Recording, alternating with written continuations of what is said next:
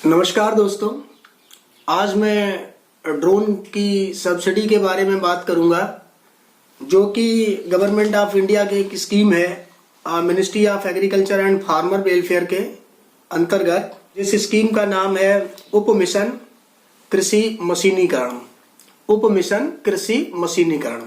तो इसके तहत जो ड्रोन का एप्लीकेशन के माध्यम से जो कृषि में सेवाएं उपलब्ध कराने के संबंध में एक दिशा निर्देश गवर्नमेंट ऑफ इंडिया से दिनांक 17 जनवरी 2022 को ये एक नोटिफिकेशन आया है।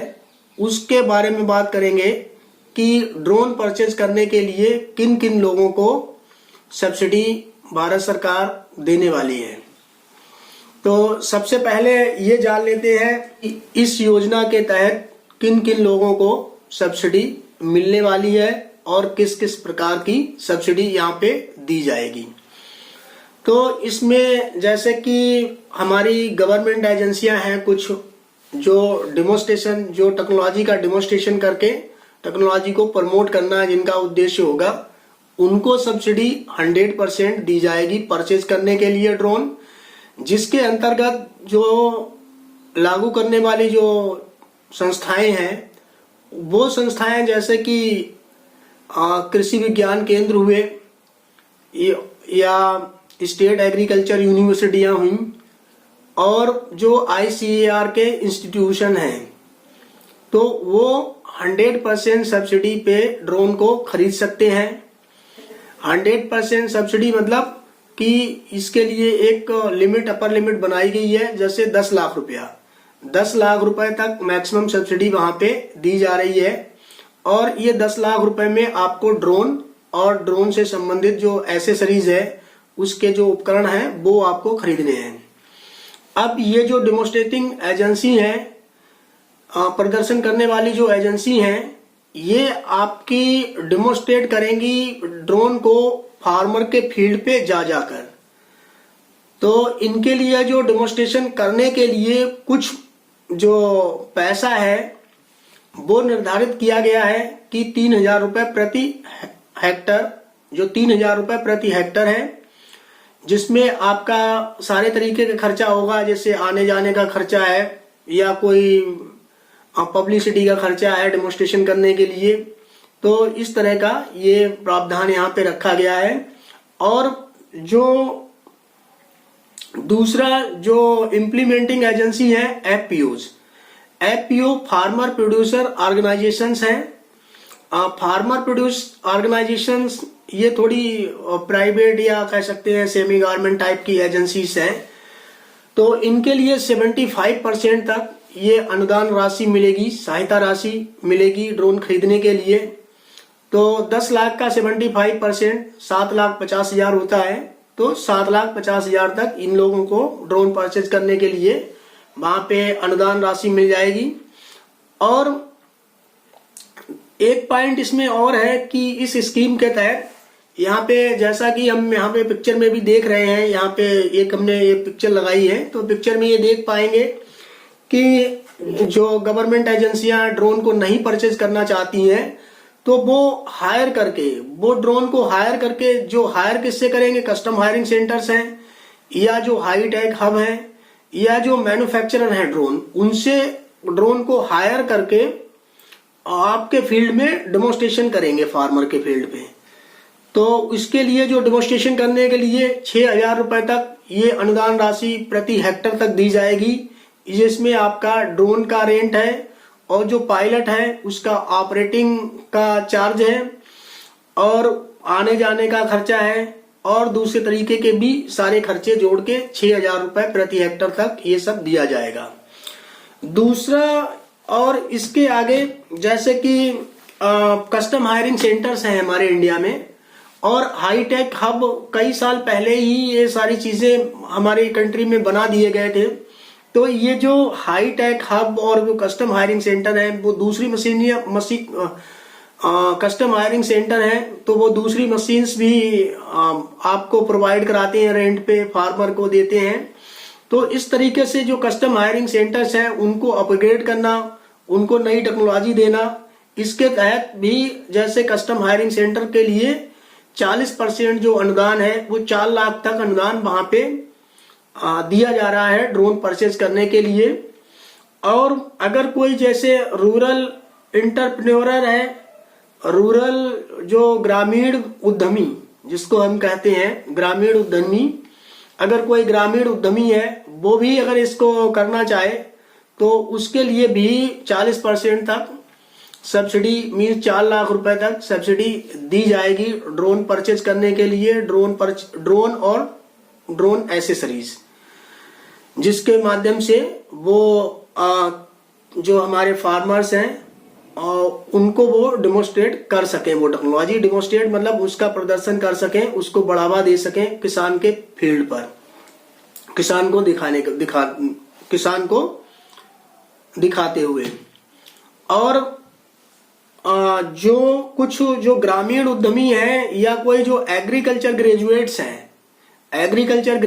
हैं उनके लिए ये जो इस स्कीम के तहत जो उप मिशन कृषि मशीनीकरण है, इस योजना के तहत आपको जो एग्रीकल्चर ग्रेजुएट्स हैं ये अगर अपना कस्टम हायरिंग सेंटर बना रहे हैं या हाईटेक हब बना रहे हैं या कोई नया अपना एंटरप्रेन्योरशिप स्टार्ट करना चाह रहे हैं, तो उस केस में जो ग्रेजुएट्स लोग हैं एग्रीकल्चर वाले, इनको 50% तक मैक्सिमम अप टू 5 लाख रुपए तक सब्सिडी दी जा रही है।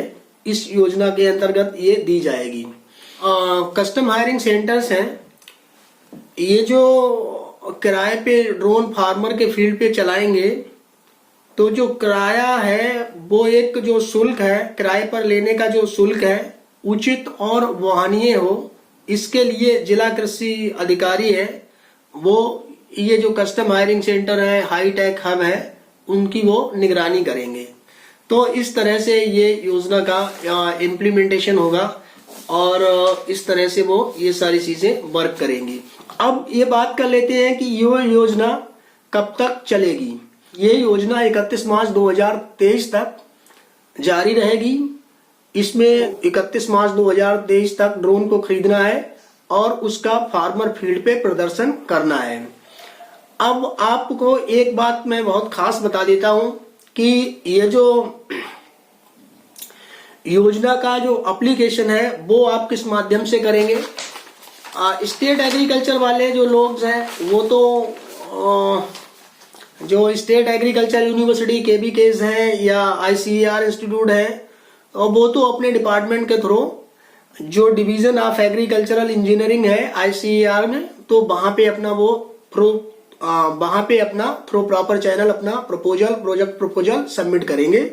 और जो FPOs हैं, और तो FPO के लिए जो स्टेट गवर्नमेंट के थ्रू FPOs जो फार्मर प्रोड्यूस ऑर्गेनाइजेशन है, ये अपना प्रपोजल स्टेट गवर्नमेंट के थ्रू जो स्टेट एग्रीकल्चर डिपार्टमेंट्स है उसके थ्रू आप भर सकते हैं, अपना आवेदन कर सकते हैं। और कस्टम हायरिंग सेंटर वाले भी लोग जो हैं वो भी अपना इसका आवेदन जो स्टेट एग्रीकल्चर डिपार्टमेंट होता है, आपके हर एक डिस्ट्रिक्ट में मुख्यालय होता है इसका, एक हेड ऑफिस, मतलब हर एक डिस्ट्रिक्ट में एक एग्रीकल्चर ऑफिसर होता है या एग्रीकल्चर डिपार्टमेंट है, वहां पे आप इस योजना का जो अपना प्रपोजल है स्टेट गवर्नमेंट के थ्रू अपना भेज सकते हैं। तो बात हो गई कि योजना का हम कब तक लाभ उठा सकते हैं और आवेदन कैसे कर सकते हैं। इसके बाद अभी आप वीडियो में बने रहें, बहुत इंपॉर्टेंट बात यहाँ पे रह गई है अभी, और बहुत सारी चीजें मैं इस वीडियो में नहीं कवर कर सकता हूँ इतने कम टाइम में। आने वाले वीडियो में मैं बहुत सारी चीजें आपको बताऊंगा।